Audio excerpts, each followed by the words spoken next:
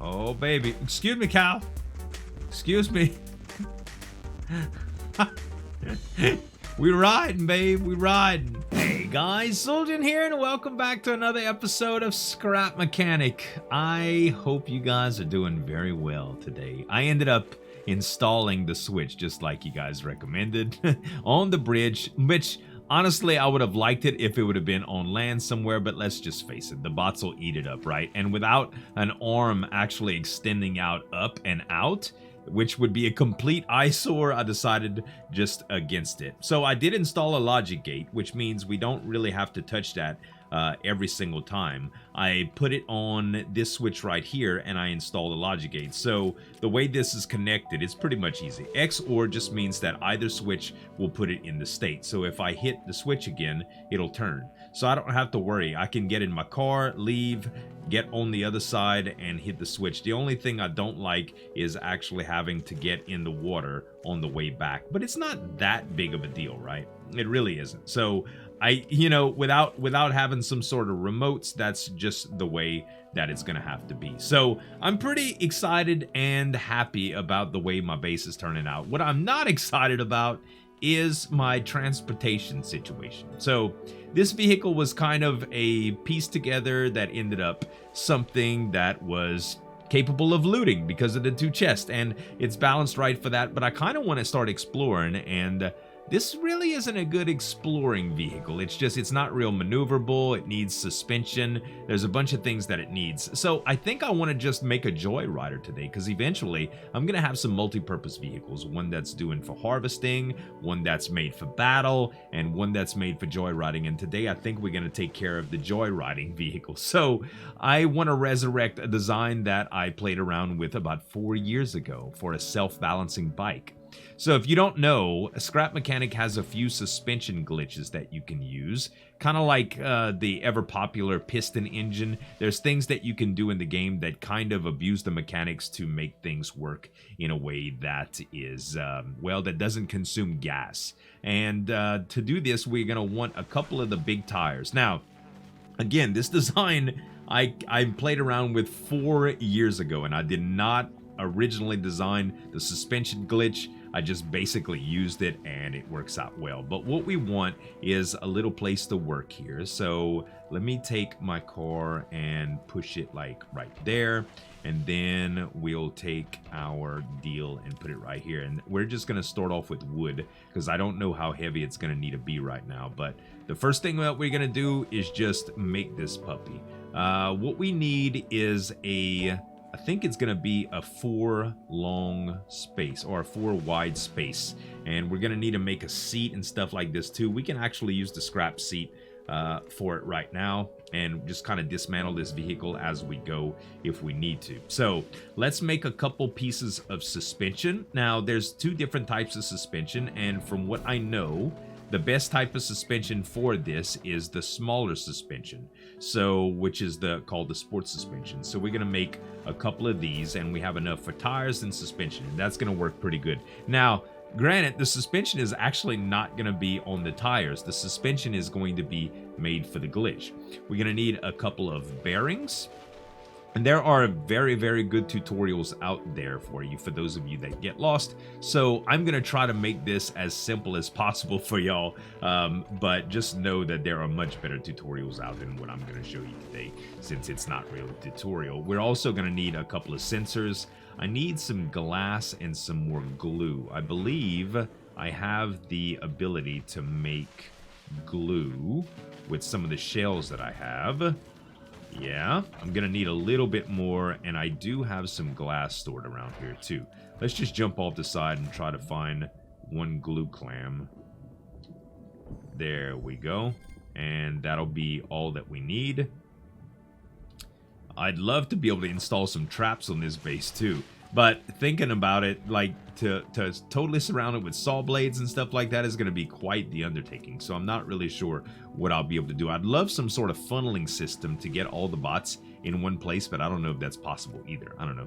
We'll play around with some designs, with some of those designs later. Anyway, let's get another glue, and then let's put together the rest. So while I'm gathering some resources and putting together a few more components, I thought I would ask you guys for a favor. I've been trying to promote a brand new YouTube channel that I've been doing about reactions for animations, and there's some really talented creators that have put together some awesome story animations that I've been doing reactions to on this new channel. If you can check the description below, there is a link to my new channel, and I could use a ton of support on there.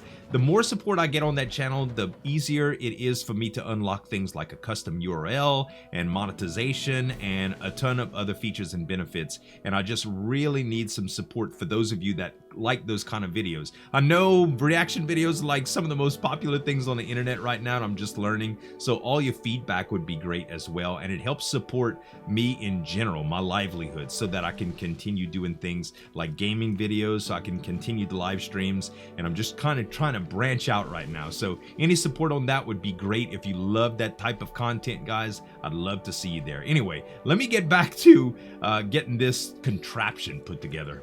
All right, again, I'm gonna try to make this easy to understand.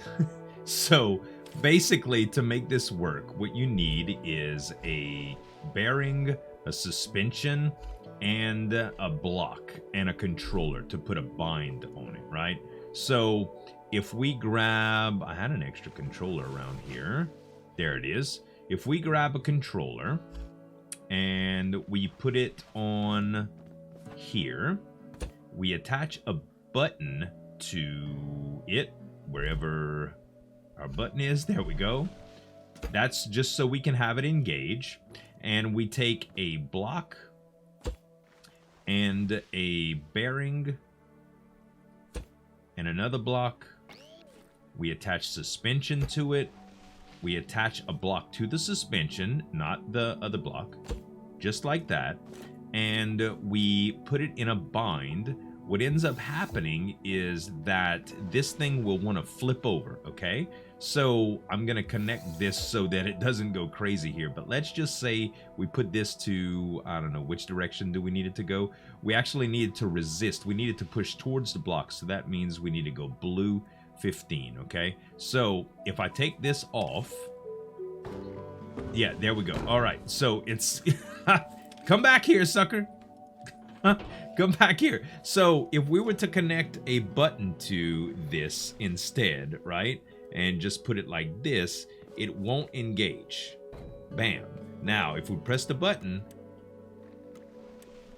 you see how it wants to start tilting? It takes it a little while, but it does want to start tilting. So if we put two of these setups just like this, we would be able to control it with buttons, one left, one right.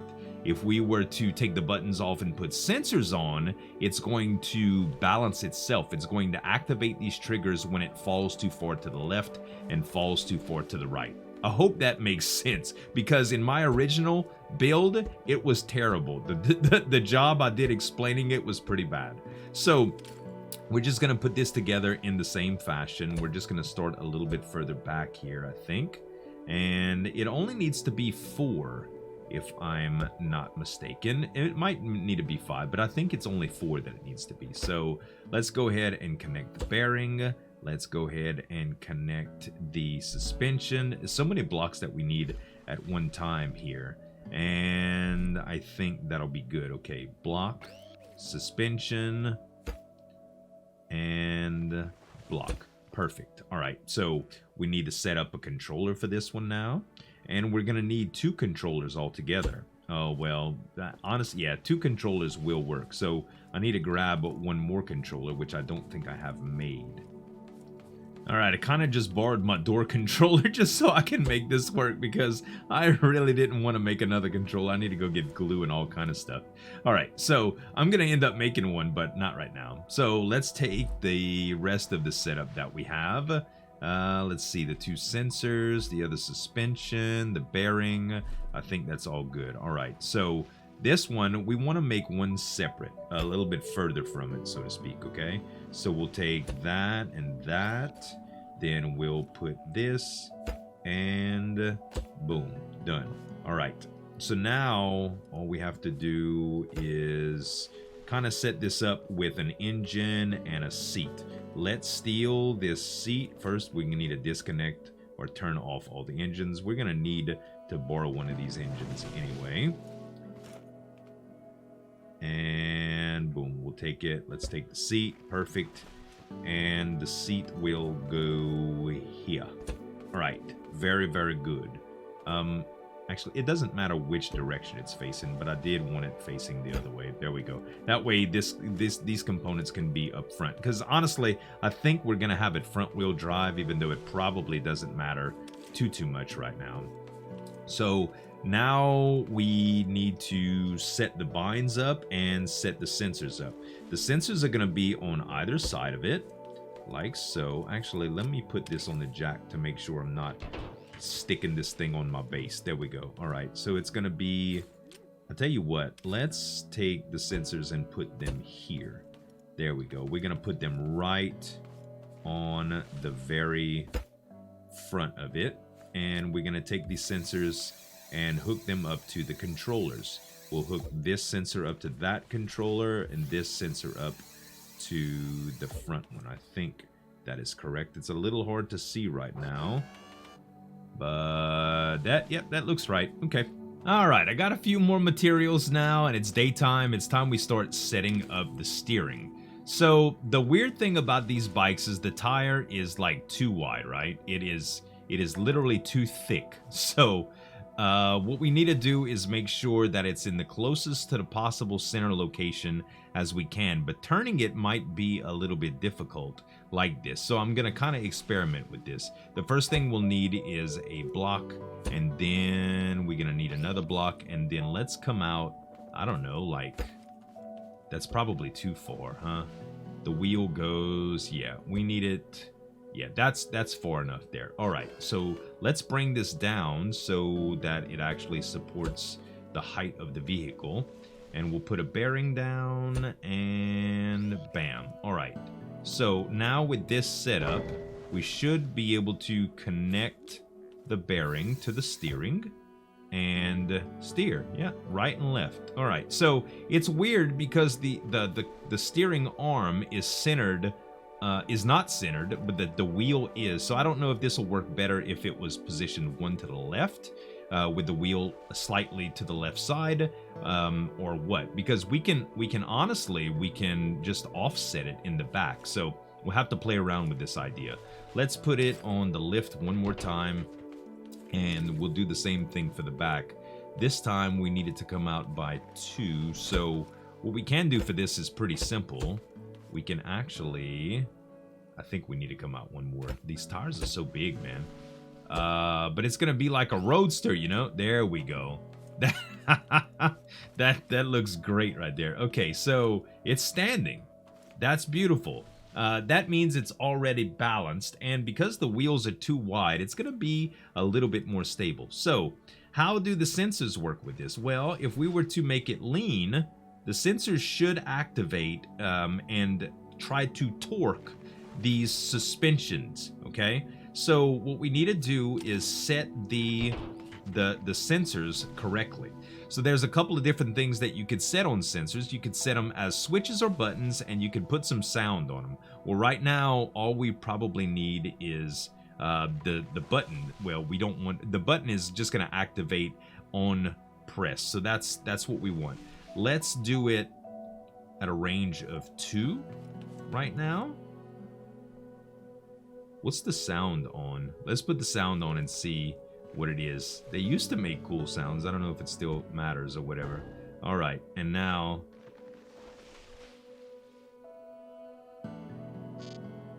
Oh, there it goes. Oh. All right, it's slightly turning over now. And now it's balanced completely upside down. All right, this is not ideal. Let's take another look at this. So we probably needed to go a little bit more, and we're gonna turn the sounds off too. We're gonna turn the sounds off, and we need to try 3, okay? And now what happens? So if it starts to want to fall, it just kind of activates. I wonder what 4 does, just to see. 4. I think this is what my old build was like. Yeah, it does keep it stable. So as soon as it starts to tilt, you'll see that it just kind of puts it right back. That's ultimately what we want. Now we just need an engine to really test it. Let's just go ahead and pull an engine off of here and set it right here. Okay, we'll just put it right here for now. And I have... Was there a little bit of gas in here? I only have 2 gas right here. We can make some more gas. That's not a big deal. Let's put it in and we'll put it on power 2 right now. Okay. I think we're all set. We just need to actually hook the engine to the seat and the engine to the front bearing. And we'll put it like that. All right. It feels like it's a little weak. Let's go ahead and adjust the power. All right.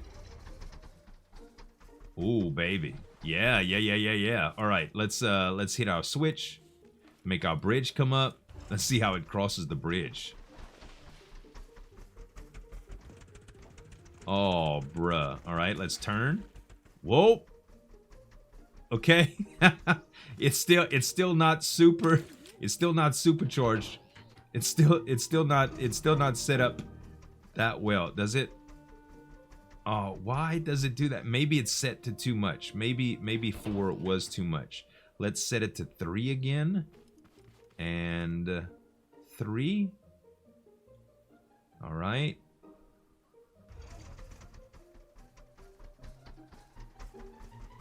All right, let's see if it works now. No, it still wants to tip over, man. Ah, what is wrong with this setup? I wonder if it's because these are wound too tight. Let's try 10 instead. 10 degrees. I think that might be a little bit easier. That might not work as hard. It might just need to be the opposite too, right? Yeah, it doesn't. I don't know. It's like the sensors are pulling it in the different directions. Maybe I have the sensors hooked backwards? Ah, I think I do have the sensors hooked backwards. So this sensor...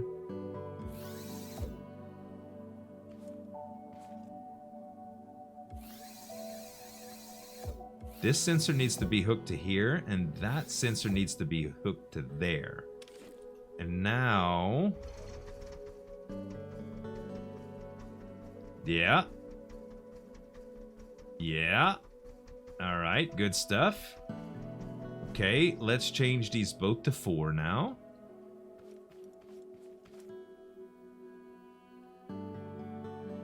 How's that? I think that's a little bit better.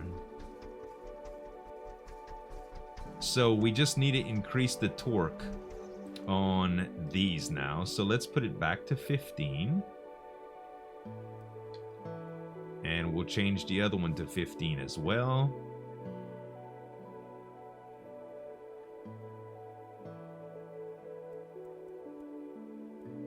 There we go.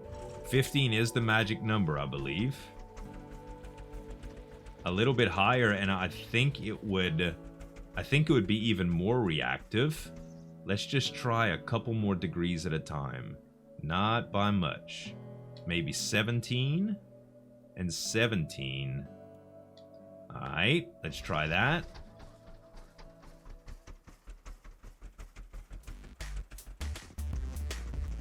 Oh, baby. Excuse me, Cal. Excuse me. We riding, babe. We riding. We riding. We still ain't wrecked yet. We still ain't wrecked yet. How hard can it turn? Hey, that ain't bad, man. That ain't bad at all. So I'm not too sure if I could get it to where it would be a little bit better balanced, but I can probably tweak the design a little bit. Honestly, I think with a little bit more weight, it would just be a little bit more stable. But I'm pretty happy with the way this came out, to tell you the truth. I can't turn it real hard, but look, it just gets right back up, man. You ain't gotta do nothing.